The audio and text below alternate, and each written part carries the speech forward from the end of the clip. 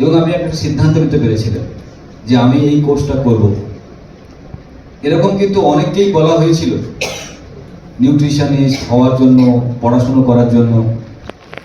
তারা কিন্তু সবাই সেদিন সেই সিদ্ধান্ত নিতে পারেনি। যারা নিয়েছেন, পড়াশুনো করেছেন, আজকে এখানে তারা একটা সফল কেরিয়ারের স্বপ্ন দেখছেন। সো নিউট্রিশন নিয়ে তো ম্যাডাম বললেন, অসাধারণ বললেন, কারণ দেখতে খুব ছোটোখাটো কিন্তু মানুষ হিসাবে খুব সুন্দর, সাধারণ একদম। সো নলেজ অনেক গভীর, নিশ্চয়ই যখন পড়াশোনা করিয়েছেন নিশ্চয়ই বুঝেছেন। কারণ আমাদের কাছে প্রচুর নিউট্রিশনিস্ট ম্যাডামরা এসেছেন ইন্টারভিউ দেওয়ার জন্য, কিন্তু তারা কেউ সিলেক্ট হয়নি। এটা কিন্তু ভারতবর্ষ নয়, সারা পৃথিবীর এই অবস্থা। যিনি ডায়াবেটিকের ডাক্তার, তার নিজের ডায়াবেটিক, তার শ্বশুরের হার্টের প্রবলেম, তিনি একজন কার্ডিওলজিস্ট।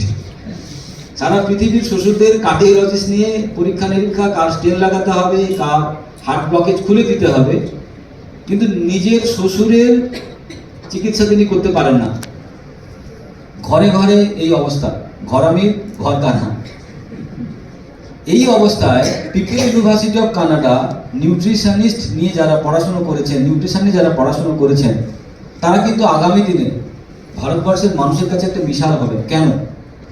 কারণ একমাত্র ফিওনা একাডেমি, তারা মানুষকে নিউট্রিশনিস্ট প্রডিউস করছে, কিন্তু তারা নিজেরা প্রথমে নিজেদের উপরে এই যে প্রফেশন, এই যে এডুকেশন, সেটাকে তারা নিজেদের উপরে প্রয়োগ করছে, তারপরে সেটা লোকের উপরে প্রয়োগ করছে।